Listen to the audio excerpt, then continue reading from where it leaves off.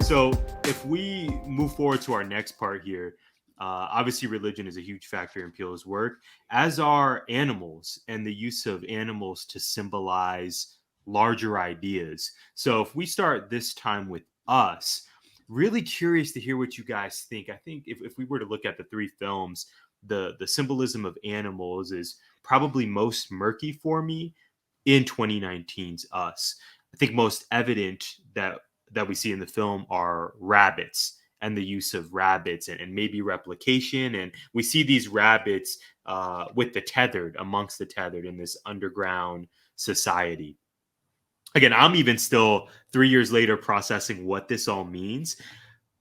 What did you guys make of animals in Us, specifically the rabbits? Thoughts on the symbolism there, and was it effective to you as an audience member, particularly on the first watch before we all went to Google to look up various theories? Jabari, you want to start us there? Yeah, I guess for me, with all of his movies, I especially given the fact that they have so many religious messages throughout them. For me, all the animals represent like like they're sacrificed. They're sacrificed in every single movie, one way or another. And in Us, in particular, like that's specifically that's specifically what they were. But it also, in a weird way, and like I came to this conclusion upon watching Nope. For me, it seems like he's trying to represent like not just sacrifice, but innocence in particular. Because like if you go back and okay, so you go back and you look at the buck that that gets killed. When he's sitting, when he has that moment and he's looking in his eyes. For one, it was like, hey, bro, that's you. But two, right, it was a moment. Just an innocent creature, right? Yeah. Same deal with the rabbits. Obviously, there's the multiplicity of it, and there are a lot of different directions you can go there. But like again, like they were sacrificed, and white rabbits usually represent some sort of innocence.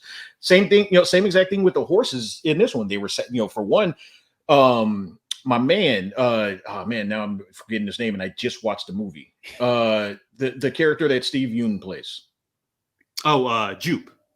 Jupe, yeah. So Jupe is literally sacrificing the horses. Yes, like he's literally putting them in cages, and not to not to get too far ahead, but for me, I think he's very clearly saying like they kind of represent innocence, they represent sacrifice, and then to a certain degree, I guess you could say they represent some of us.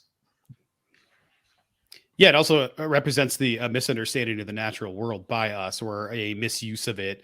Sometimes some things can't be trained, right? Like we can't expect everybody to conform, and we can't expect all animals to be the same.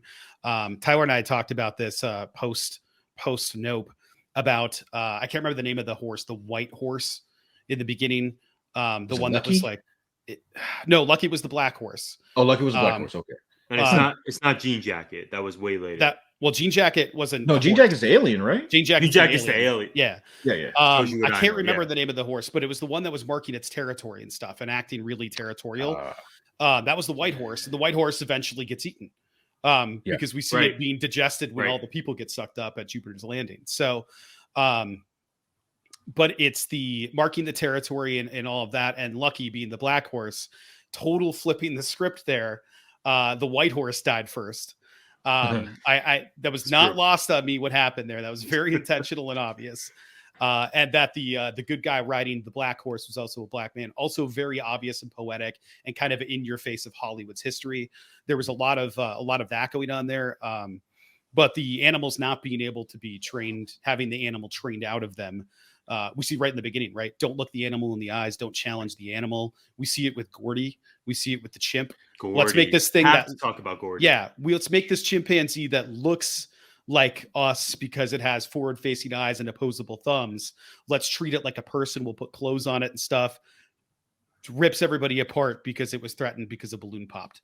And then if you go back to Us, the rabbits, I also saw it was sort of like an example of the breakdown of America, because it was a wall of a lot of white rabbits with black and brown rabbits mixed in, interspersed, but not as many as white rabbits. No way that wasn't on purpose. No way that wasn't on purpose. And rabbits represent a whole bunch of things, fertility, and all of these things we associate with spring, but spring is also rebirth. And rabbits also represent fear. Rabbits are not brave creatures. So you have fear and rebirth, which is sort of the things that this plays on.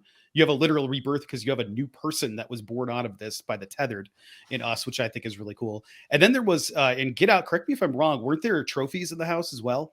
Like a bunch of dead animals on the walls. Yes. So That's he, right. he uses one to kill. Downstairs. Yeah, that's right. He exactly. skewers the dad. That's right. Up, yeah. So there's animal trophies throughout. Inside of that place, all of the animals are dead. Outside of that place, the animals die and there's no empathy. So it should have been an alarm going off right away. Because I don't think they had pets or anything like that either. Well, they did, but they were people. So animal usage all over the place. The rabbits specifically in Us, I thought that was symbolic of multiplying all of the people, right? Like, right. We're making the tether. Exactly. Yeah, Brad, I'm so happy you brought up Gordy. The Gordy, yeah, but also the trophies, if you will, that Chris sees. I thought it was so fantastic that Chris used the deer that was on the wall to kill Rose's dad. I can't think of, correct me if I'm wrong, guys, this is kind of opinion based, but I can't think of a more, dare I say, gnarly kill that happened in any of the three films that I would put ahead of Chris just bum rushing Rose's dad in his surgery room. I thought that, I mean, you have the scissors and tethered, you have, obviously Nope has different moments, but for me, Us, man, it was Us and it was the boat. I had Chris grabbing the deer though. Guy got chopped up by a small boat motor. Nope. Nope. There was not a more poetic death. Right. You make points, but I thought that was poetic. I thought gruesome. It was gruesome. I thought, and the directing of it, where the dad is or the putter. The dad is looking for his son. Right. It's quiet, and then the camera pans back, and Chris is right there and done. Right. Yeah. JD, what say you though? I think what stands out in that one in particular is because he bled out slowly and died slowly. Like that's thank you. Most of them did. Most of them. Two of them. That's true. Yeah, that is true. But yeah, no, and the deer. For me, he had to use the deer to kill him. Yeah, I love the symbolism of that. But no, I got to be honest with you. I'll probably lean towards like Us has some pretty gruesome ones. If you go back and rewatch, because I literally just rewatched it. Us has some of those are just like, oh Jesus. What did y'all make of? I think it's exactly what you're pointing to, Jabari. That scene where the tethered version of their family visits the white family with the two twins. Yes, gruesome. And what was the song playing? It was the Beach Boys. It was the Beach Boys, and then it was "Fuck the Police," and then it was NWA. Yeah. Right. And music. She's trying to tell him to call the police. Trying to tell the thing to call the police. I'll be honest with you. Ophelia. Like that had an open mouth laugh for me. Yes, you're not alone. Me too. Yeah. This isn't one of our sections, but music as well. Particularly in Us, those two songs, and then also the use of "I Got Five" on it. This song that so many of us grew up with still gets played at the cookouts. To turn that into now when I hear it, the hairs on the back of my neck just stand up a little bit because I think, oh my God, am I going to run into the tethered version of myself tonight? Like what? I hope this isn't it for me. And transforming it throughout the film slowly too was really, really the cool. ballerina scene. Yes, it got creepier as it went, man. It was masterful. It's a wrap. It's creepy as all hell. Sorry. Like go ahead. Go ahead. It you know what? Are we going on to Us now? Because I have a confession. But like, okay. So the people that you described earlier, I was one of them. I was one of those people that I went into the movie for one foolishly saying, well, I want Get Out. Like, how come this isn't like Get Out? Like, and I realize how stupid that is because I didn't enjoy it the first time because I was simply looking for it as opposed to actually appreciating what I was seeing. Us is for me, even though Get Out is, for me is a better movie. Rewatch value on Us was better for me specifically because I was just an idiot the first time around. But even just like I've watched it repeat. I've watched it more than once. I just watched it I think it was yesterday. Now the time's kind of blending in. it was like I enjoyed it as much as I did, Get Out, and that's saying a lot because, like I said, Get Out's one of my top 5 horror movies of all time. The Easter eggs are non-stop throughout Us to the point where Yeah. you're just like, okay, I gotta sit down and with a notepad, just to try to just to try to capture all of them. Yes. But just Yes. absolutely masterfully done. So, sorry, I didn't mean to hijack, Brett. Oh no, no. Listen, Us. What I was going to offer here was what's his name, Stephen Root, who played the blind guy in Get Out. Oh, Also okay. the stapler art guy in dealer. Office Space, and the Mhm. other blind guy. This dude plays blind guys a lot. He was the blind radio station owner in Oh Brother, Where Art Thou? I just wanted to throw that Oh, out there shit. for a second. Yeah. word. I did not Um, know this background. yeah. When I was He's thinking about also it, I in, was like, man, he's great got actor. goggles and dodgeball. There you go. Yes, he does. He sure does. I think he's the one that takes the wrench first, right? Amazing. I think Pretty, so. pretty sure it's him. Yeah. You dodge a wrench. Great callback. Absolutely. Us.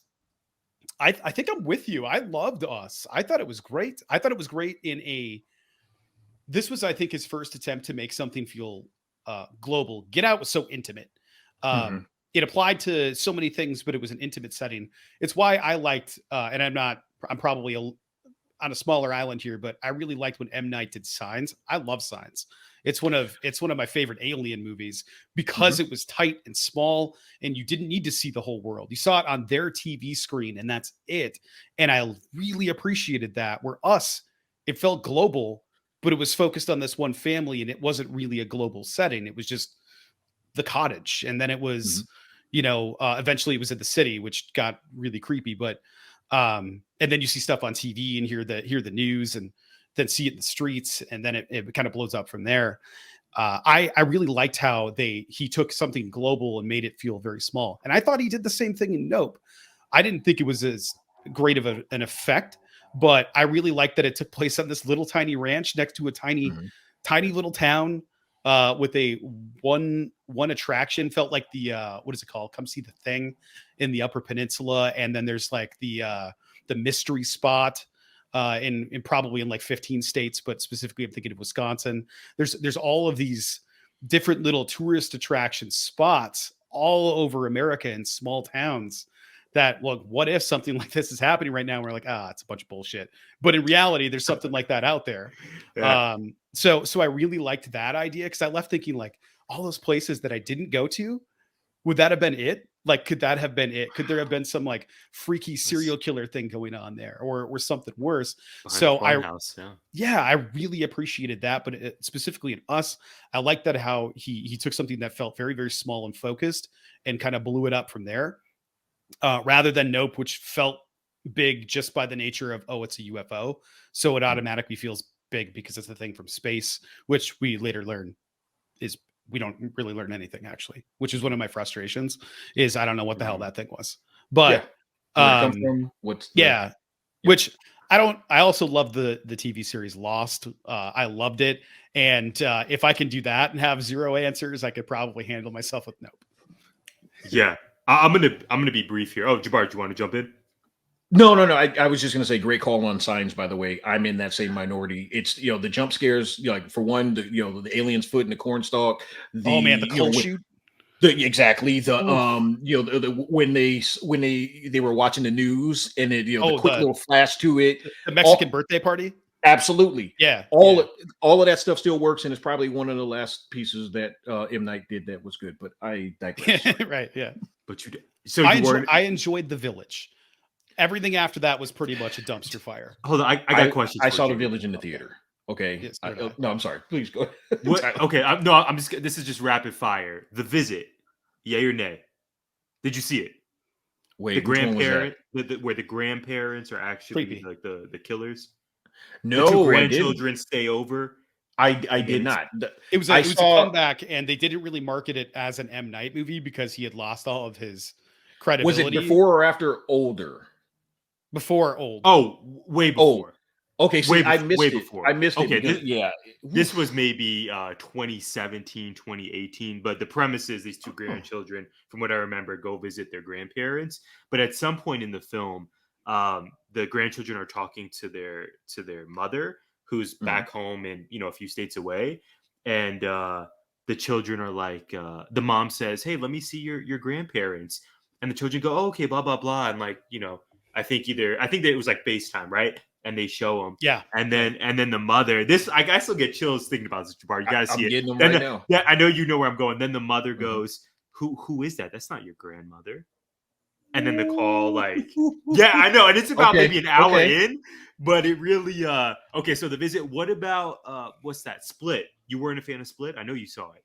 Split was cool. It had some problems, obviously. And you've everyone's seen the criticisms of it. True. I just feel like he has okay, and this sucks because, like, again, Sixth Sense was a masterpiece. I'm in the minority. I loved Unbreakable. That it actually might too. be my favorite of his movies, straight up. Like it might legitimately be. Incredible movie. So underrated. But uh, probably since like early 2000s, I just I haven't seen a complete project of his. Like I like all of his projects. Of course, like he's a genius in his own right. So they're all going to be well made. But like Lady in the Water, there were so many Did hit for issues you. with like mid basically the midway point of a lot of his a lot of his stuff over the last 15 years. I'm like, okay, man, like you stop smoking or you needed to start smoking because where are we? What are we doing? What about Devil? That elevator movie, Satanic.